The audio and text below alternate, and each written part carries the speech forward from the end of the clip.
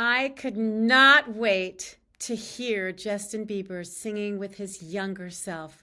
So I waited so that I could react, and here we are. 2026 Coachella. I heard through the grapevine that Justin Bieber sang with videos of himself that went viral when he was a younger kid. So I'm going to listen to it right now, and I am a huge, huge Justin Bieber fan. I love him dearly, and I'm so excited. I think it's so clever that he did this. Okay, here we go. What else begins with every kiss and every hug? You make me fall in love, and now I know I can't be the only one. I bet there's hearts all over the world tonight with the love of their life from feels. But I'll be when I'm with you, with you, with you, with you, with you. Oh my gosh, it's just precious.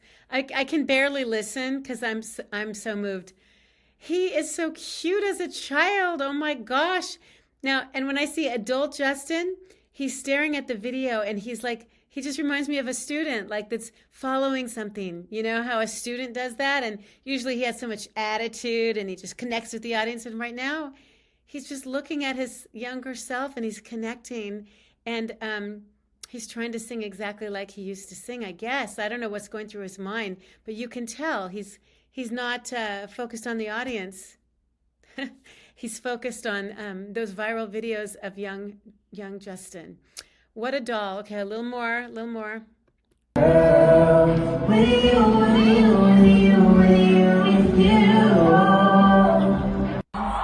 Okay, so interestingly, technically, young Justin is a little more nasal. Obviously, his vocal cords are like half the size or, a third the size. They triple in size for men, for lower voiced people. They triple in size sometimes during adolescence. And he had a very late voice change. He could sing like a young child for a long time, I think up till he was 16. And then I think that's when, he had to change his style from all these licks and riffs and stuff and lower everything. And he went to this like club vibey thing, which is great. He's great at it. But all these licks and how he would belt, really high, that's what got all the attention for him when he was younger. That fluidity, those riffs, and just how he would just sing and not even have any trouble belting high. So when you hear his adult voice, he's singing at the octave. So an octave is, 1, 2, 3, 4, 5, 6, 7, 8. 1, 8. 1 and 8 are the same note. So old Justin, grown-up Justin, 31-year-old Justin is at the 1, and then the younger Justin is at the octave, which means he's an octave higher. They're not like harmonizing together, but they're singing in unison. So technically or musically speaking, that's a beautiful thing. But most of the time when two people sing together, it's not always unison. Sometimes there's harmony and there isn't any. So I know that he knows how to sing harmony, but he chose not to.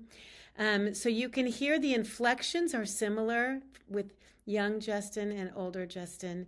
But older Justin seems to be thinking about other things, like just matching his own voice, which does happen in the studio a lot with me and my students. They're trying to match the singer. So it's so interesting to see Justin do that. Okay, I have another one pulled up of young Justin. Let's see.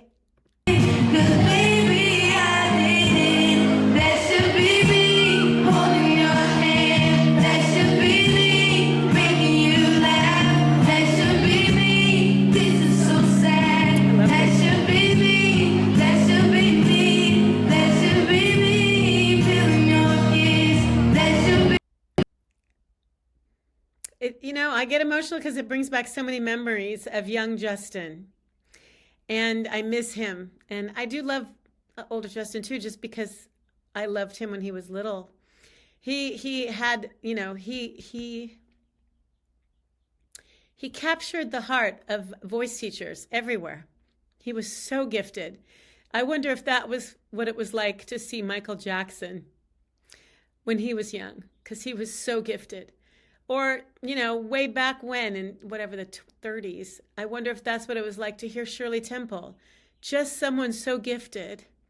He's so beautiful and so gifted, and his voice is so lovely. He's in his chest voice, and he's singing with a lot of vibrato and a lot of passion. And here we go. I want to listen a little bit more.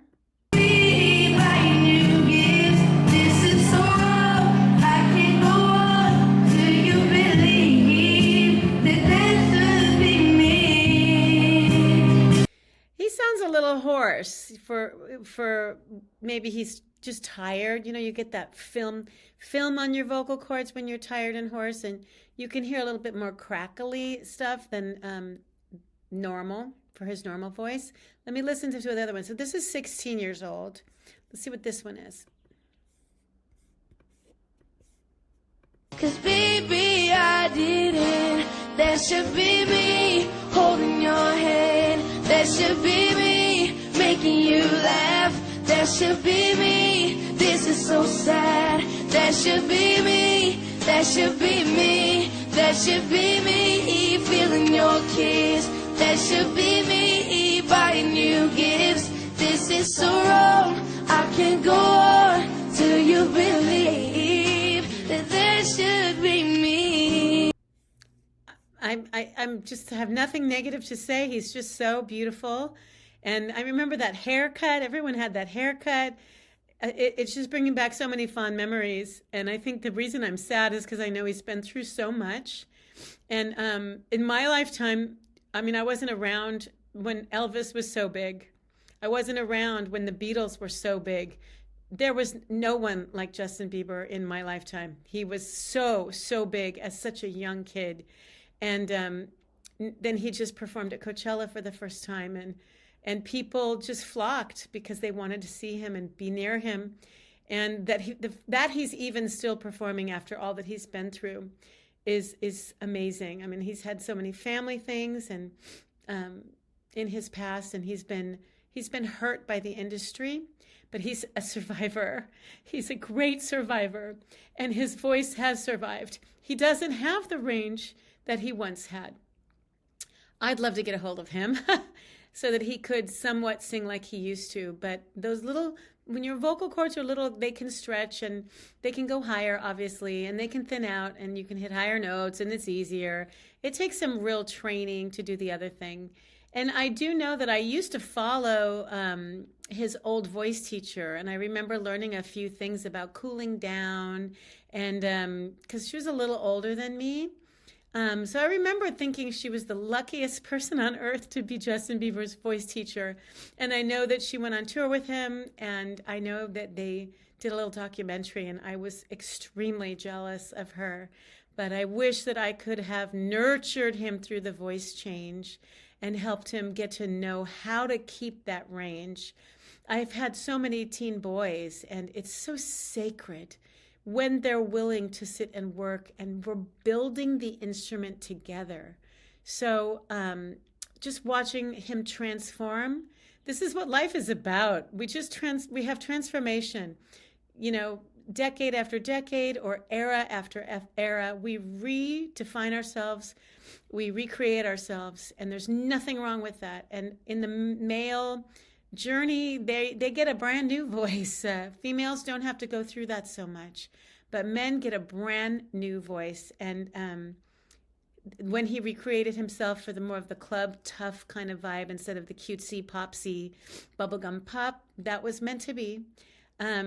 He is a deeply sensitive icon that has survived. So the metaphor of the voice being sensitive and him losing it and him getting hoarse and him being unable to use his voice for a while kind of represents what happened in the industry, that he didn't have a say and that people somewhat abused him and, you know, put him through the ringer.